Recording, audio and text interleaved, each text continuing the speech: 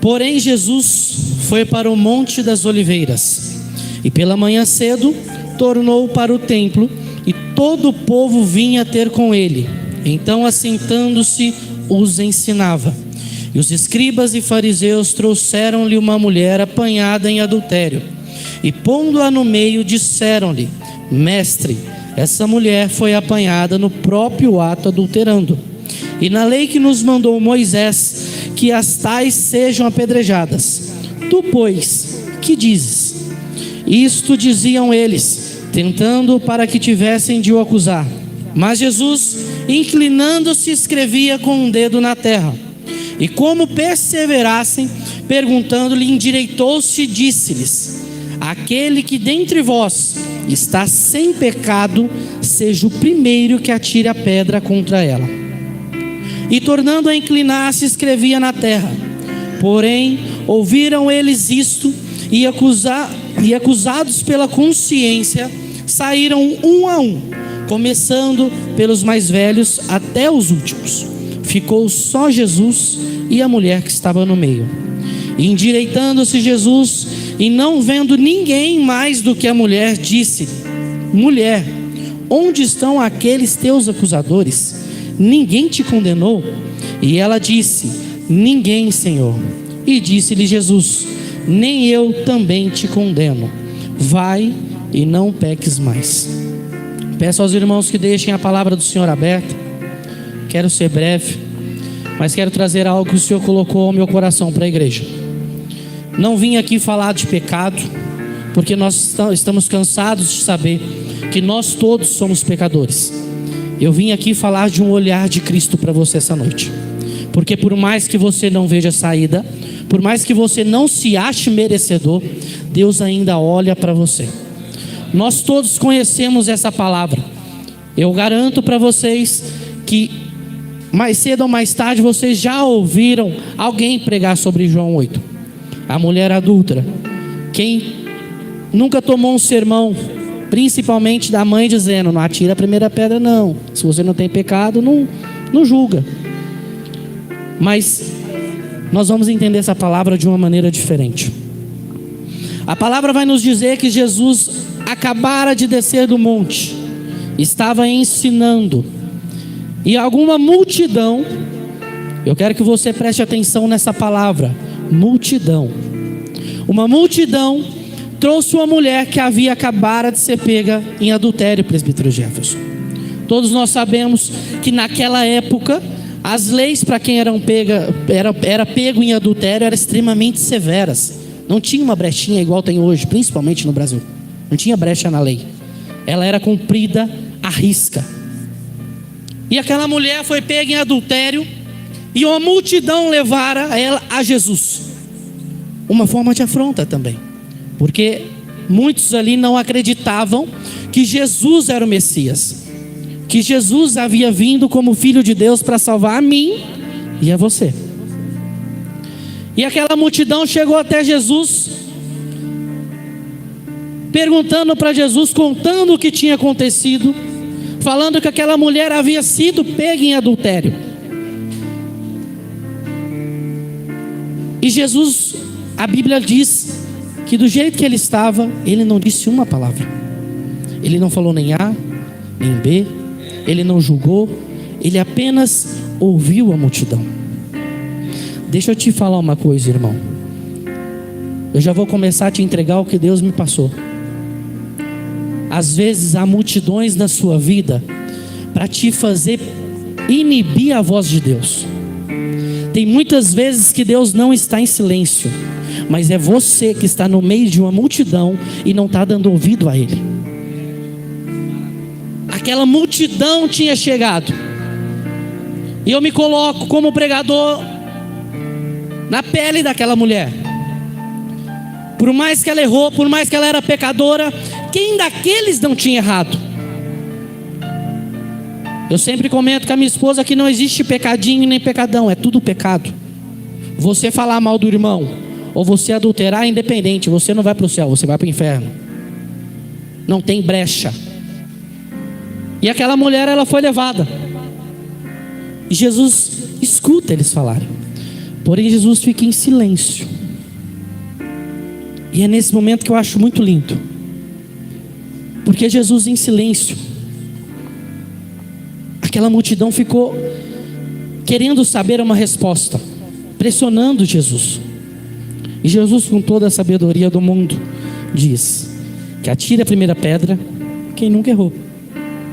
E existe algo que nos assola e que nos faz pensar em inúmeras decisões que nós tomamos no nosso dia a dia, chamada consciência.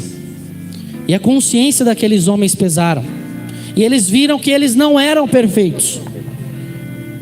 O único perfeito ali era Jesus. Ele era o único perfeito, sem falhas, sem erros, sem pecados. E um por um foi embora. Só que o interessante é que a mulher não foi embora, presbítero. A mulher ficou com Jesus. Não se assuste se Jesus afastar a multidão de você, porque às vezes é afastando a multidão que você irá ouvir a voz de Deus. Às vezes é necessário Deus ter um particular com você. E para Deus ter este particular com você, é necessário afastar a multidão que você ainda quer ouvir e esquece de ouvir a voz de Deus. Mas entenda que a voz de Deus é o mais importante. A voz de Deus é que nos mantém de pé. É a voz de Deus, não tem outra. E Jesus olha para aquela mulher. Jesus olha além do pecado. Muitos ali só viam o pecado, mas Jesus olha uma mulher que poderia trabalhar na obra para Ele, poderia levar o nome do Pai para todos os cantos. É isso que Jesus vê. Entenda uma coisa: Jesus hoje te vê além do seu pecado. Jesus hoje te vê como um obreiro. Jesus te vê como uma ovelha, como um missionário, como um evangelista. É assim que Jesus te vê hoje. É dessa forma. Mas é interessante. É muito interessante. Que eu perguntando para Deus, quando Deus me deu essa palavra, falando: Jesus, mas como assim? Porque Jesus me deu um tema e a palavra, só que eu não entendi foi nada. O olhar de Cristo. Eu falei: pronto, e agora? O que eu faço? Só que eu fui entendendo. E Jesus foi me dando os outros textos. Jesus me deu Lucas 5. Lucas 5, mais conhecido como a pesca maravilhosa, onde Jesus chama Pedro. Todos nós conhecemos essa história também, não é uma história nova para ninguém. Onde Pedro havia pescado a noite toda, não havia pego nada. Sempre pescava ali, mas não havia pego nada. E Pedro volta até a praia. Chegando na costa, vê um homem pregando a palavra. E esse homem era Jesus. E Jesus olha para Pedro. Mas Guilherme, é o mesmo olhar. Deixa eu te falar uma coisa: enquanto na mulher adulta Deus não olha o seu pecado, Deus olha você. Relacionado a Pedro, Deus não olha o seu cansaço, Deus não olha o seu desânimo, Deus não olha se você quer parar, se você não quer prosseguir. Deus não olha isso. Deus apenas diz: prossiga, vá em frente. E todos nós conhecemos essa história. Pedro continua. Pedro volta ao mar, joga a rede de novo. E ali vários peixes são pegos, que ele teve que pedir ajuda para as embarcações ao lado. Isso é muito lindo, porque Pedro entendeu o verdadeiro olhar de Cristo. Pedro entendeu que não é só apenas Cristo olhar para nós, mas sim nós olharmos para Ele. E Pedro, a partir daquele momento, Pedro segue a Jesus. Meu irmão, eu vou repetir, porque eu ainda acho que você não pegou. Não importa se você está cansado, não importa se você não quer voltar de novo para o mesmo lugar, Não importa se você tem insistido e não tem conseguido o resultado. Cristo não está preocupado com isso. Cristo não está preocupado quantas vezes você tentou trazer aquele filho para a igreja. Cristo não está preocupado quantas vezes você tentou trazer o teu marido para a igreja. Cristo só diz para você: vai e tente de novo. Porque hoje eu olho para ti, mas olhe para mim. Olhe para Cristo como se deve olhar, como o único Salvador. O nosso problema é que nós olhamos para Cristo sempre pedindo, e não olhamos para Ele como o nosso Pai que deu a vida por nós. E é aí que você muda a chave, e que você entende que olhando para Cristo da maneira como nosso Pai, pode ficar tranquilo, que Ele se fará presente na sua vida.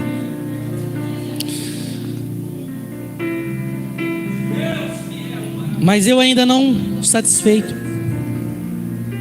fui buscar mais um pouquinho, porque eu não estava satisfeito. A gente sempre vai mexendo na palavra, vai fuçando. Briguei com o pastor Anderson hoje, peguei o esboço da minha esposa, falei: você prega, então me dá um pouquinho para mim. E Jesus me deu João 5, paralítico de Betesda. Irmão, se eu fosse falar quantas vezes a Bíblia nos relata de vezes que Jesus olhou para alguém, eu ficaria até amanhã falando. Existem inúmeras vezes que Jesus olhou. E eu vou te falar o que liga todas elas. O paralítico de Betesda também é uma história extremamente conhecida. Eu não preciso detalhar para você. É uma história onde o homem estava há 38 anos esperando o seu milagre. Mas, Guilherme, o que tem a ver ela? Uma palavrinha que eu falei para você, prestar bem atenção no início da palavra. A multidão. A multidão, ela estava presente também, junto com o paralítico. E é curioso, eu não sei como aquele paralítico chegou até ali. Também não é isso que eu vim falar para você. Mas o importante é que ele estava ali. E era ali que ele tinha que estar, porque Cristo planejou para que ele estivesse ali naquele momento. Igual Cristo hoje planejou para que você estivesse aqui. E aquele paralítico estava ali, lançado à multidão, dependendo das vontades da multidão. Se a multidão lançasse ele no tanque, ele seria curado. Se a multidão não o lançasse, ele continuaria sempre na mesma. Só tinha um problema: todos estavam ali pelo mesmo motivo. Então não pense você que o seu vizinho, teu amigo, vai fazer algo por você, sendo que ele também almeja a mesma coisa. O ser humano, ele tem um defeito muito grande: é sempre o eu primeiro. Sempre sou eu em primeiro lugar. Então aquele paralítico, ele não tinha condição nenhuma de ser lançado ao tanque e ser curado. Mas Cristo chega até ele, e Cristo pergunta: queres ser curado? Mas isso é interessante. Aquele paralítico, ele não consegue discernir a voz de Deus. Ele não consegue discernir a voz de Cristo. Querer, eu quero. Quantas bênçãos eu quero. Mas andar é a maior delas. Eu quero ser curado, pastor Alex.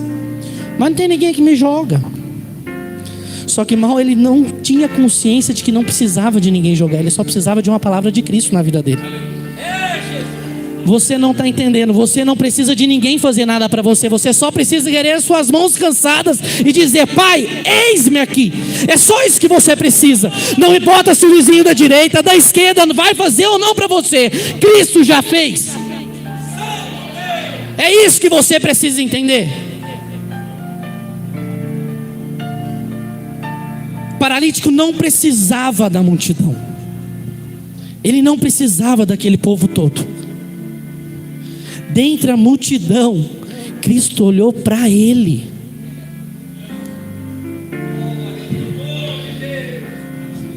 Olha para trás, vê como a igreja está cheia.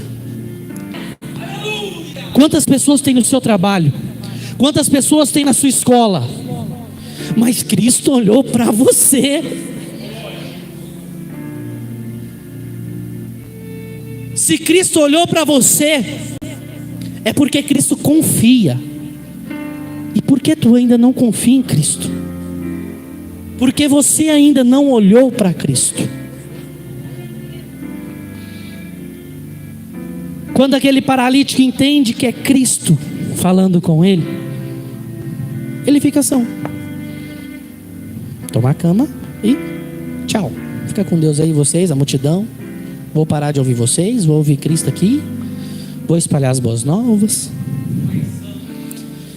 E há duas coisas que eu quero interligar com vocês, das 3 histórias bíblicas que foram mencionadas. A primeira delas eu vou bater mais um pouco na multidão, porque o problema do crente, e não só do crente, mas de qualquer pessoa, é muitas vezes escutar a voz da multidão, mas não ouvir a voz de Cristo. Cristo estava no monte, na história da mulher adúltera. Desceu e veio uma multidão. Cristo estava orando, Jesus estava na direção, era filho do Pai, mas mesmo assim a multidão veio assolar. A multidão veio perturbar. Mas às vezes, fazer o que Cristo fez é extremamente essencial para que nós possamos escutar a voz de Deus.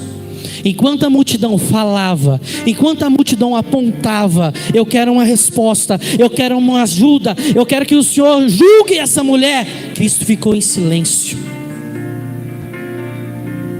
É necessário ficar em silêncio quando a multidão está te assolando. É necessário não falar nada, não tomar partido, mas apenas esperar a voz de Cristo. Muitas vezes nós não conseguimos esperar a voz de Cristo. Alguém da multidão vem e fala, e nós acreditamos que é Cristo usando essa pessoa. Meu irmão, Cristo não precisa de profeta para falar com você. Cristo fala diretamente com você. Apenas escute a voz dele. E a multidão do tanque de Betesda, quantas vezes Cristo fala conosco, nós ouvimos a voz de Cristo, nós temos certeza que é Cristo falando com nós, mas a gente chega lá: presbítero, o que o senhor acha? Qual a sua opinião? Meu irmão, para de perguntar a opinião da multidão, vai perguntar a opinião de Cristo. Mateus 6,6 diz: fecha a porta do teu quarto, ora em secreto. Não é ficar desabafando para amigo, é desabafar para Deus, é desabafar para Cristo. Ele não é a multidão, Ele é o único, e Ele escuta você. E outra coisa que eu quero ligar, uma palavra chamada posicionamento. A mulher adúltera, o último versículo diz: vai e não peques mais. Ela se posicionou. Pedro, por mais fartura que Jesus tinha concedido a ele, Pedro soube que aquilo ali era raso, porque o peixe vai acabar. Ele poderia vender o dinheiro e acabar. Aquilo era alimento para carne. Mas Pedro viu que aquilo ali era raso, e Pedro quis viver o profundo de Cristo. Pedro quis conhecer um pouco mais de Cristo e se posicionou: é esse homem que eu quero seguir, é ele que eu quero conhecer um pouco mais. E é assim que nós sentimos quando conhecemos a Cristo. Quando conhecemos a Cristo verdadeiramente, ficamos maravilhados com a sua presença. Muitas vezes comentamos entre nós: que graça maravilhosa, queremos sempre sentir mais e mais e mais dessa graça. Então para de querer viver o raso de Cristo. Para de querer apenas o alimento no domingo. E queira o alimento todos os dias, o alimento para a sua alma. Eu vou num...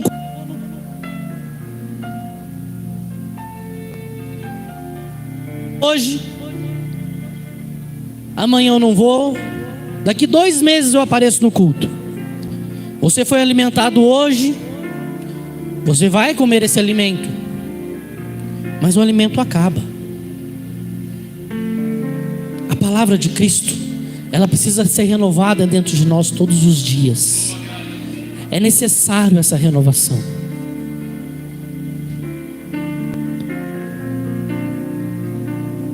E o paralítico de Betesda, o que tem a ver? Aquele homem, ele viu que a multidão não podia fazer absolutamente nada por ele, a não ser julgá-lo, passar ele para trás, ficar sempre na frente dele, porque é isso que a multidão faz. A multidão, ela sempre fica na frente. Meu Deus. Uma multidão, ela sempre vai querer ficar na frente. Ela sempre vai querer. Você nunca terá vantagem sobre a multidão. E você precisa entender isso. Aquele homem entendeu que tudo que ele estava fazendo era errado. Confiar naquela multidão era errado. E ele foi grato a quem o curou. Ele foi grato a quem olhou por ele e verdadeiramente pôde fazer algo. Porque olhar por nós, qualquer um pode olhar, mas o máximo que podem ter é pena e compaixão. Cristo é o único que pode salvar. Cristo é o único que pode libertar. Cristo é o único que pode curar. É Ele, é para Ele, é por Ele. É o único. E aquele homem entendeu isso e saiu espalhando as boas novas ao reino. Que aquele homem tinha curado.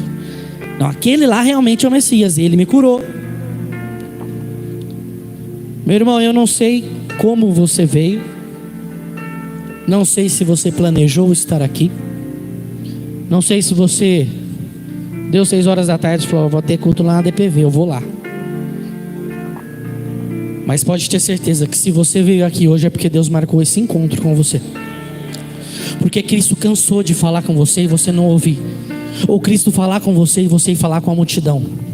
Cristo hoje chama você, não é como qualquer um, é pelo nome. Cristo chama você. Seja sensível à voz do Espírito. Seja sensível e escute o que Cristo fala. Porque de nada adianta Cristo te chamar, mas você não chamar por Ele. E o mais lindo, esse eu deixei por último. A forma de olhar mais linda que Jesus teve por nós. Eu creio que essa forma nada vai superar. Mateus 28. A crucificação. Cristo morreu por mim e por você. Cristo naquela cruz, Ele viu além dos seus pecados. Cristo viu além das suas enfermidades. Cristo viu além das suas limitações. Cristo viu além do que você, pelos olhos carnais, pode ver. Cristo enxergou você de uma maneira que nem nós mesmos nos enxergamos, mas Cristo enxergou. E o olhar dele é por causa deste olhar, é por ainda acreditar em nós, em crer que nós podemos ser melhores, que nós podemos levar a palavra de Cristo para cada um que ainda não conhece. É por esse motivo que Cristo olhou por você e morreu na cruz do Calvário. Foi esse olhar que fez Ele te amar como Ele te ama. Foi esse olhar. E Cristo morreu por nós. por amar a mim, por amar a você, por crer que nós podemos ser melhores a cada dia, que nós podemos levantar as nossas mãos cansadas de tantas lutas, tantas batalhas, e render graças a Ele, e reconhecer que Ele é o único que pode salvar você, sua família, sua casa e todos que tu amas. Tem um louvor que há algum tempo eu venho ouvindo. Alguns irmãos sabem, eu passei uma batalha espiritual, carnal, tudo que pode pensar, há 8 meses atrás.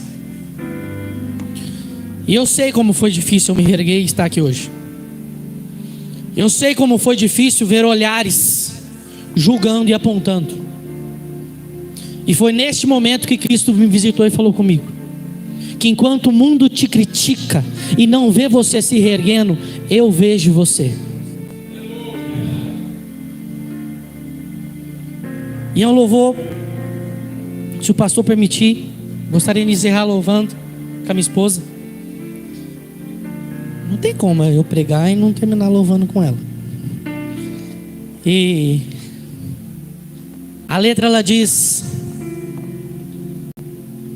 uma frase muito linda: eu vaguei o mundo afora, mas eu não encontrei o que eu tenho agora. E é isso que nós precisamos entender. O que nós temos agora, nós temos Cristo. Cristo olha por você, Cristo olha por mim, e Cristo crê que nós ainda podemos dar frutos. Cristo ainda não desistiu de você, meu irmão. Por mais difícil, por mais cansado que você possa estar, não vendo saída na situação, não vendo saída nesse teu problema, Cristo olha para você essa noite e diz: eu estou olhando por ti, não te preocupe, porque eu olho.